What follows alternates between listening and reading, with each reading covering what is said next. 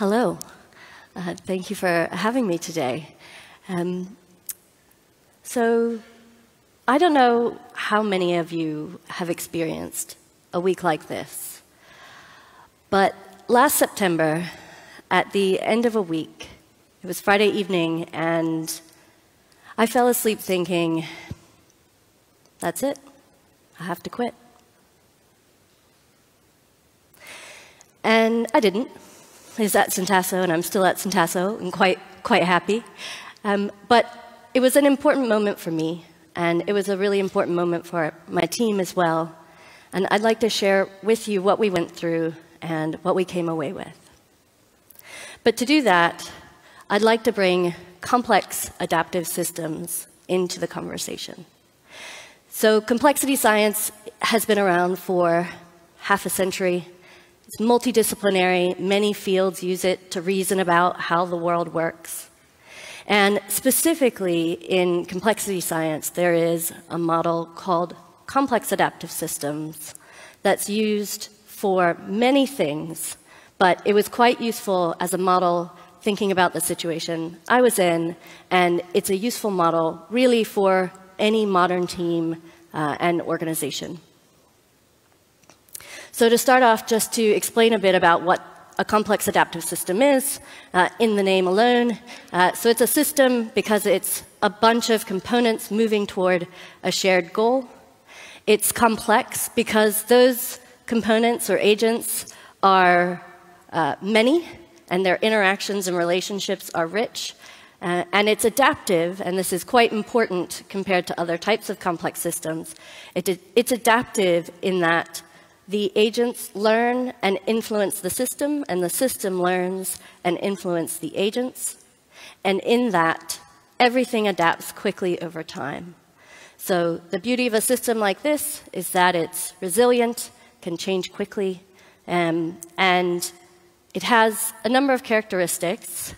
One of them is that these types of systems where change is happening a lot are described as operating at the edge of chaos, which I sort of love as an expression. And what that means is you move from stability to instability and back again to stability many times over. That is the dynamic that will always exist in this kind of system.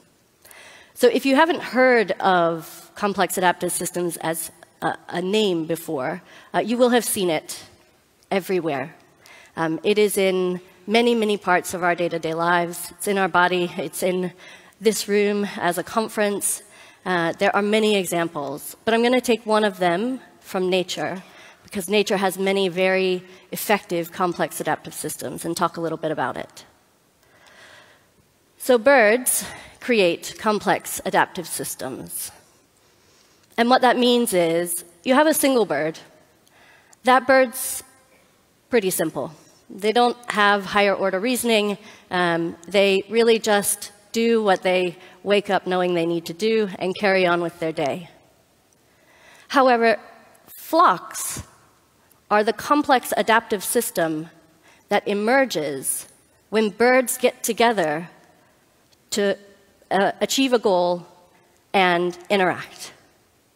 So in that case, you have many single birds. And those many single birds have many interactions. And those many interactions drive out the flock formation. And in nature, with animals, it comes down to the birds understanding innately that they have simple rules, right? Don't hit each other. Don't hit other things. And for the formation, stay close enough, but not too close, from your neighbors. That's it. They know that operation when they're trying to move together. And the crazy thing is that the system, the flock, is more complex than we can reason about. Flocks of birds create unrepeatable patterns every time they form. And the type of complexity there is something that many, many scientists have tried to study and understand. The thing about complex adaptive systems is they're not reducible. You can't look at a single bird and say, this is what the flock would be. You can't understand properties about the flock looking at a single bird. Ultimately, you have the birds as agents. They have the shared goal. They have simple rules. They do lots of interactions. And then the system is driven out of that. And then the feedback loops are continuous. Teams and organizations can use complex adaptive systems to understand themselves as well. And similar to birds, they have characteristics that you can identify. Different to birds, most of the time, teams are made up of slightly more complex agents than a bird on a good day. And that makes it tricky because you have many levels of complexity when you bring humans into the equation. But still, you can understand a system, a team, an organization through understanding these characteristics of a complex adaptive system. In my case, at Syntasso, where I had this realization last September, I think of us as an adaptive system. So part of what I did was take the characteristics and apply them to Syntasso to reason about who we are. So we have a shared goal. Gal's talk was great. We definitely believe in the power of product for platforms. We are a 7-person, early-stage, small startup trying to help platform engineering teams thrive. We have many interactions. When I first joined last spring, in the first month of joining, I joined with two other founding principal engineers.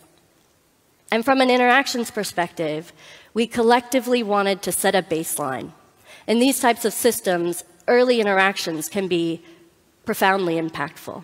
In our case, we went through a number of group conversations, collaborative exercises, and reflection to understand the vision, value, strategy that the founders had created and adapt that with our input.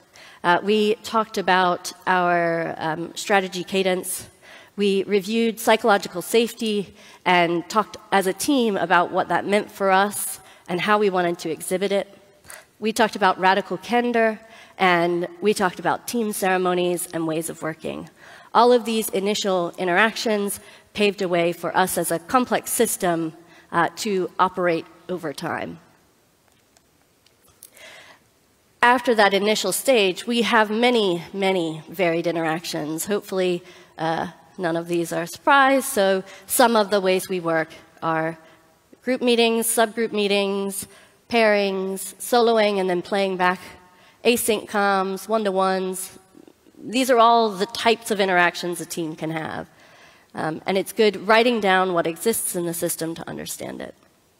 We have simple rules. So again, initially in that first month, and then in an ongoing basis, we have rules that we've written down that exist in our planning space around moving things forward for our goal, progress over perfection, being kind and candid, and that diversity is valuable. We also have evolved rules, so ones we don't write down, but they've adapted over time with the behavior that we exhibit. So things like, look, we can't all be involved in everything. We're an early stage startup, which means we have many things in flight.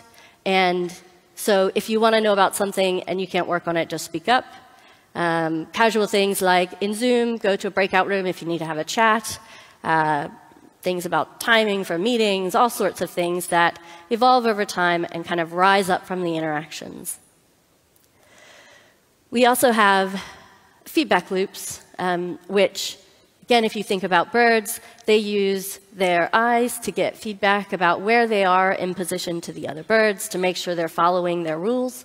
And at Syntasso, we have a number of mechanisms to check in on what we think we share as an idea and make sure that it's still the right one. So we have many of the things that you all would have in your teams as well, no matter the context. So daily stand-ups, weekly retrospectives, build, measure, learn, loop reviews, and then things that are more on demand. So strategic planning as we need it and as our OKRs need to evolve. On-demand huddles when there's confusion about something and we need to hash it out.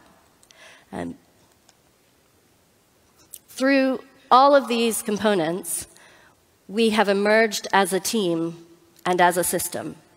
And in the context of a team of people, emergent behavior isn't a flock formation, though I may propose we work on that. Emergent behavior is really, how does the team feel? Some of the characteristics, behaviors around trust. Does the team have high trust? Is there safety? Is it a high learning environment? What kind of conflict is happening? All of these are emergent behaviors. And in every system, in every adaptive system where you have the operating at the edge of chaos, you're going to have what are called perturbances. Perturbances are the disruptions to stasis, to stability. And generally, if you're a flock of birds, you might have an airplane come through and you all have to scatter. With teams, many things can happen to disrupt. But perturbances can be really have a profound positive impact or have a profound negative impact. But it ratchets up the tension in the adaptive nature, and the fact that perturbances exist in these systems makes the system itself more resilient and able to change. The butterfly effect, I'm sure many of you are familiar with it, but is very much at play in these kinds of systems.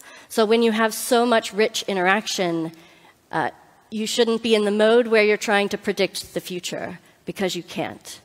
Many times, as the butterfly effect is, you make one small change to your system and think, this is what's going to happen. And then unexpectedly, something profoundly more impactful ends up occurring. Because of that, you have to know that perturbances are going to happen. You have to know that stability is going to be rocked. But it's hard to reason about it in the moment, because it's so complex and it's not just cause and effect. But as teams and as people trying to be adaptive toward the goal that you're after, you need to retrospect in those moments when you have perturbances. So that brings us back to last September, when I was on the edge of considering whether I needed to quit the team. So I'll give some context about what was going on and talk about what we did in response and where we went from there. This was an especially chaotic week for us. We had multiple streams of work, and we had folks who were on holiday part of the week, who were working outside of their normal house in a different context. We had different types of work happening, so events after hours or out of hours, all sorts of things. For me personally, I was working on a workshop to get some feedback about our tool and to try to learn, which was great. I was focused on that. But we also had a demo, and this demo was a new type of work for us in partnership with a company, and we were going to be making some interesting decisions about our product and how to really show off the value proposition. So as is the case in our system, I followed the norms, I followed the simple rules as I knew them, and just spoke up. So Monday I started with, hey, I just want to give a shout that if you're making decisions about the demo, I can't be in all the conversations, but I'd love to be kept updated. And universal recognition, absolutely, we will let you know. Throughout the week, I would come into conversations, and if demo was being bantered around, I would just say, are you making decisions about the demo? Or, nope, just exploring, just understanding. Cool, no worries.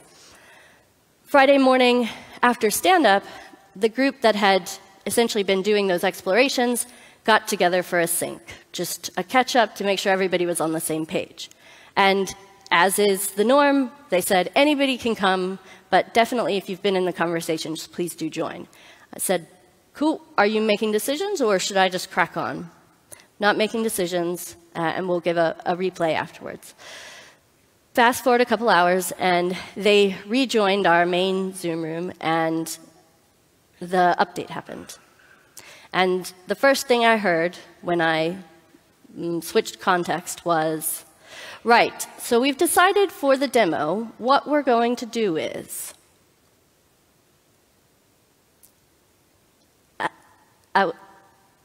I was very confused at that moment. My world started to shift. The stability that I felt in this system started to come into question. I waited, wondering, maybe by the end of the conversation there will be a qualifier that the decision hadn't actually been made. And in my head, I'm not crazy, right? I did say throughout the week that I would want to be part of the conversations for decisions. I did do that, I did. But it didn't come up. The conversation ended with, and that's what we'll do.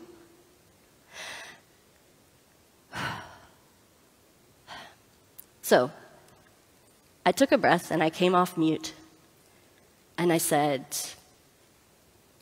I'm really surprised by this update.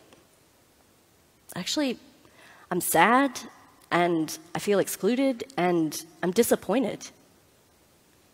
And that's all I said.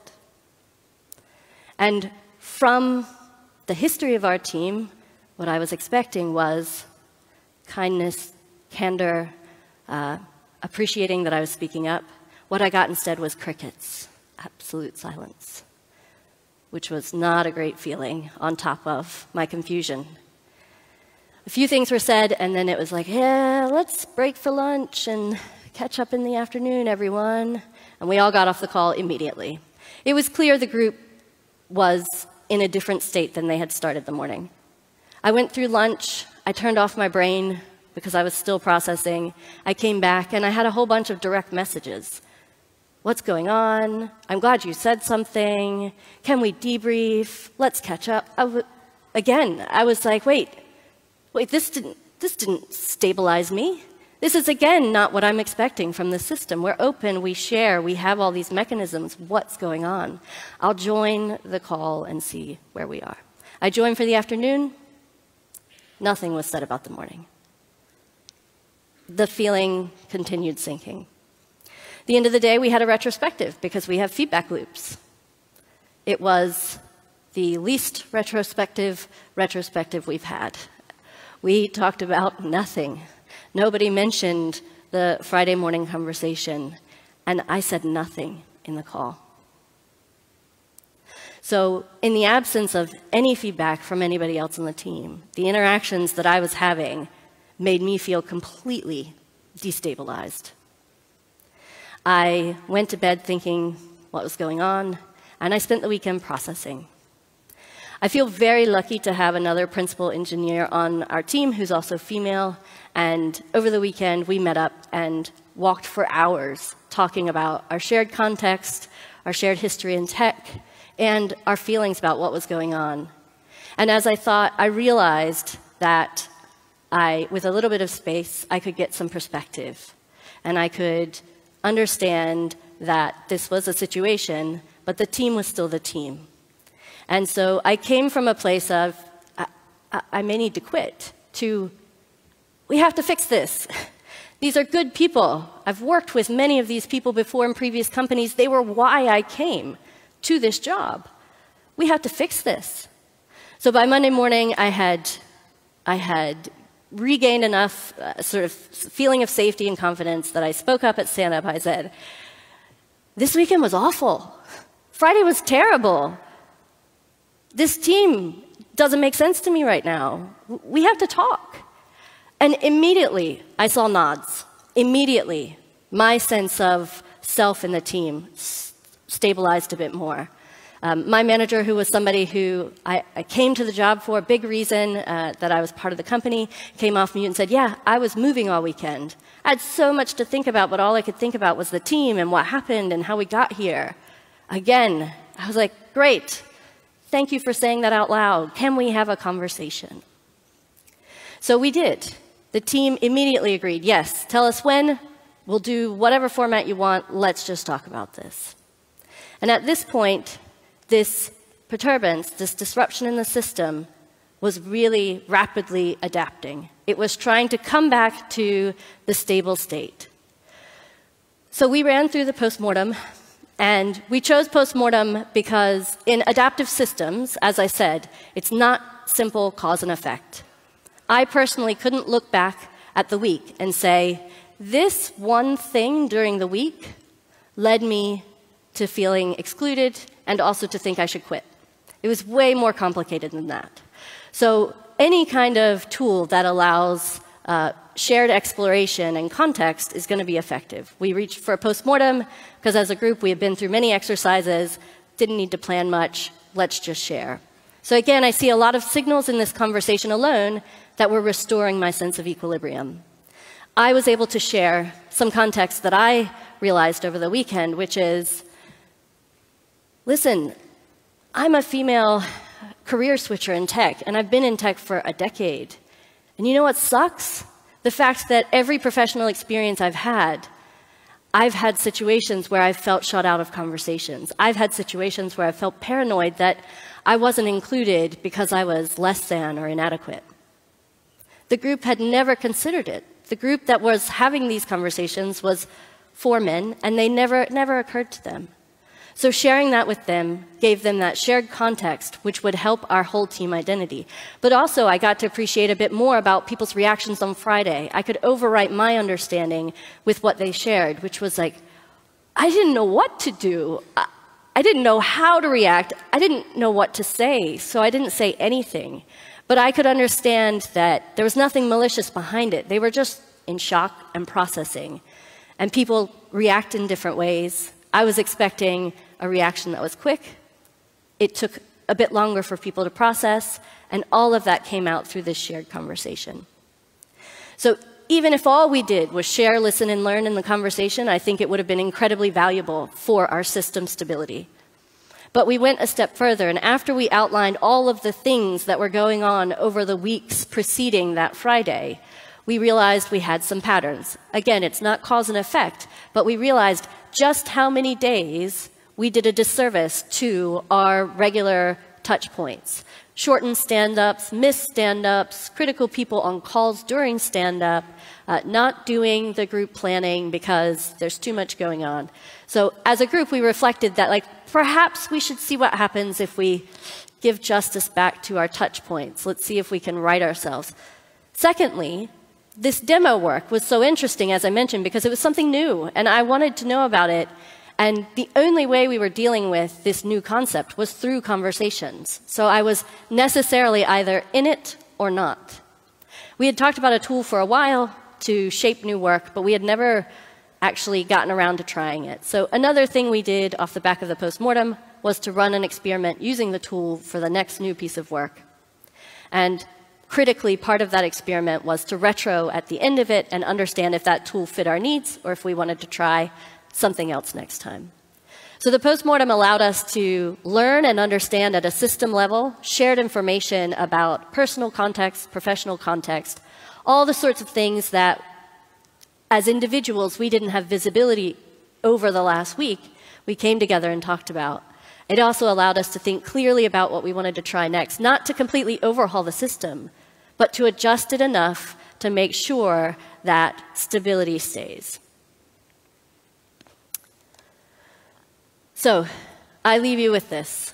I think it's incredibly useful to think of teams as complex adaptive systems.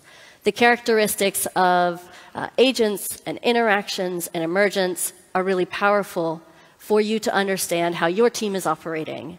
If you take the time to Google a bit more about complexity science and these types of systems, hopefully you will then see how thinking about your system will allow you to understand patterns that exist, will allow you to adjust those patterns through experiments to learn, and will also allow you to understand that every system is going to have disturbances.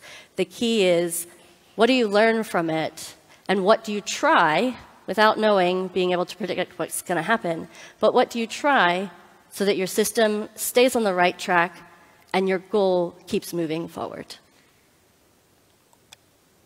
Thank you very much.